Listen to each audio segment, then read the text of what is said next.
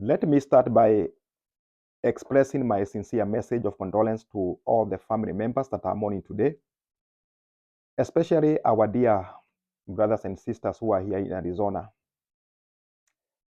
It is painful. It is painful. And there is no words that we can be able to speak today or any information that we can be able to give you, including this clip here, that can be able to reduce the pain on which you are feeling. And therefore, we commend you in the presence of God, because in the presence of God, there is mystery of peace. David, in the book of Psalms 23, verse 4, said, "Even when I walk through the dark night of the soul, as long as the presence of God is together with me, I will fear no evil." As long as God is together with you, there is what we call a mystery of peace. And He is able to give you that peace that you need, especially this time. He is the only one who can be able to reduce the weight that you are carrying today. He is the only one who can be able to speak words and to touch where you are supposed to be touched, and to be strengthened the way you want to be strengthened. And therefore, we commend you before the Lord. What we can do is just to pray for you and also to support you as much as we can. Death is a robber. Death steals our joy. It separates us from families. It steals our vision.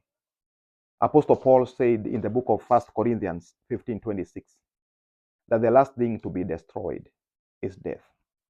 That even death itself, one day, it will be destroyed. And I know that majority of us, we have lost our family members. Personally, I have lost a dad. And, here in Arizona, we have lost very young Kenyans here.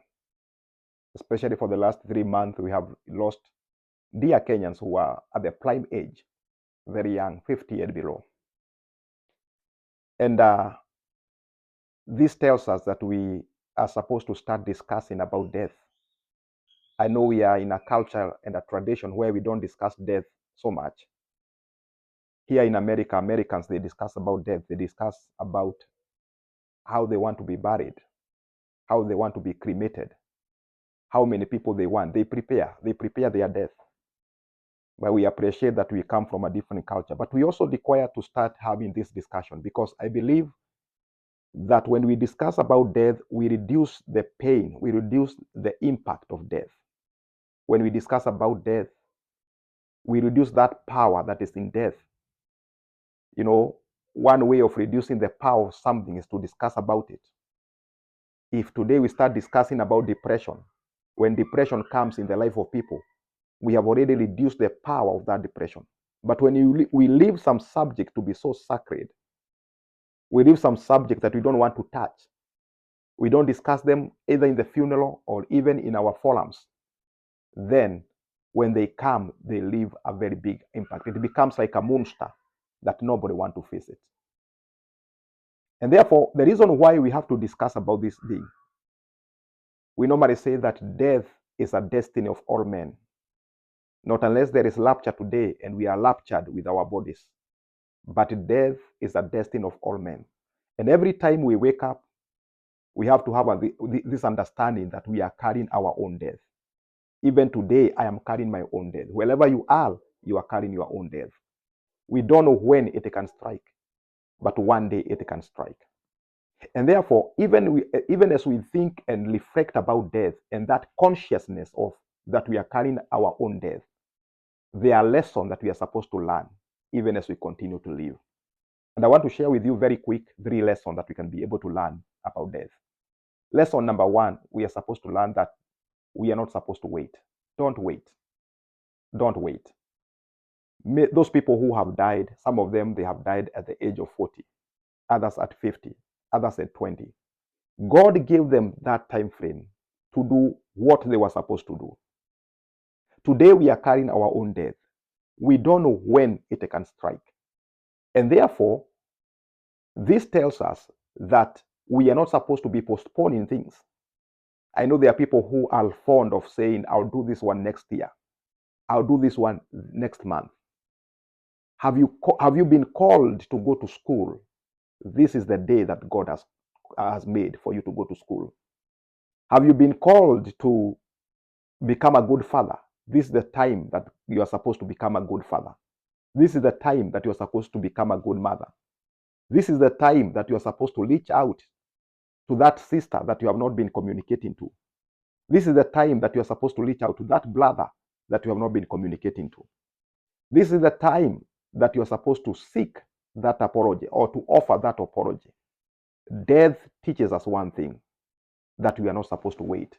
Remember David in the book of Psalms 92 verse 12, he said that God give me wisdom to calculate my days, because David knew that death can strike any time. And therefore, we need to be accountable for the days that we live. We need to make an assessment and say, for 1 year, what have I been able to do? What was I planning to do? Have I been achieved? Have I achieved it? Because death teaches us not to wait. Number two, death teaches us to bring our whole self in an experience. I know that there are many people that are called to do something, but they don't leave a mark on it. There are people who are called to be singers, but they don't leave a mark on it. There are people who have been called in a certain area, but they don't leave a mark. Why? Because they don't bring the whole self in that situation. They don't bring the whole self in that experience.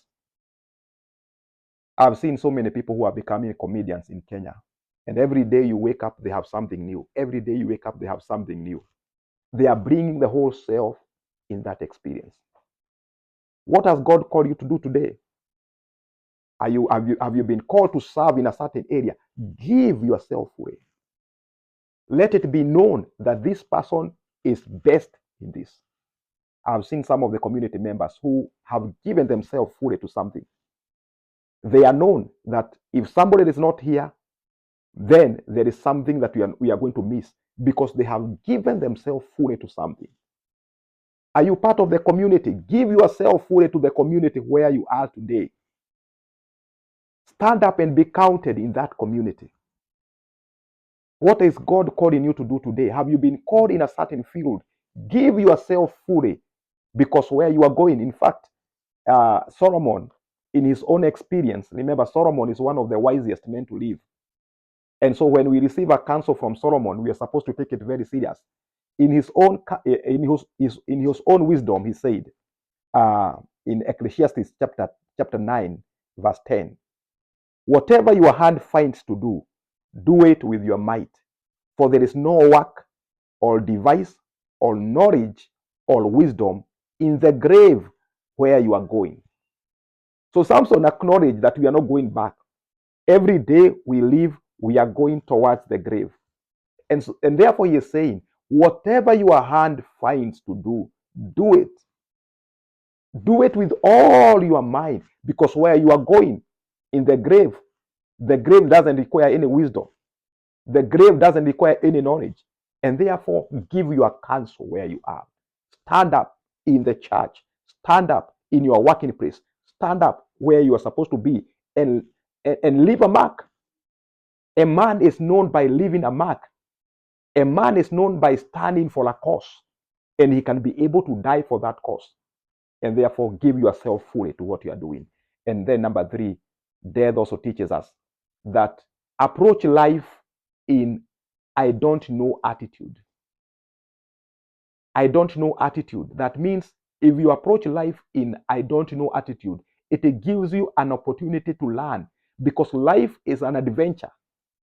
And the more we are closed, the more we miss an opportunity to learn. The more we are closed in our own culture, the more we miss an opportunity to learn. The more we are closed in the way and the forms of how we do things, the more we miss an opportunity to learn. The more we are living in our small bubble, the more we miss an opportunity to learn. Therefore, approach life as a discovery. It gives us an opportunity to learn as we go. There is a book that is called The Wisdom of Unknown. It talks about a wisdom, the wisdom that we get when we face life in a way that we don't know everything.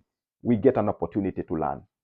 I pray that the peace of God that surpasses a human understanding again be with all those people who have lost their dear ones today, and that God, in His own way, He is going to stand with you at this point of darkness. Shalom, and may you enjoy the presence of God and the fellowship of the Holy Spirit. Shalom.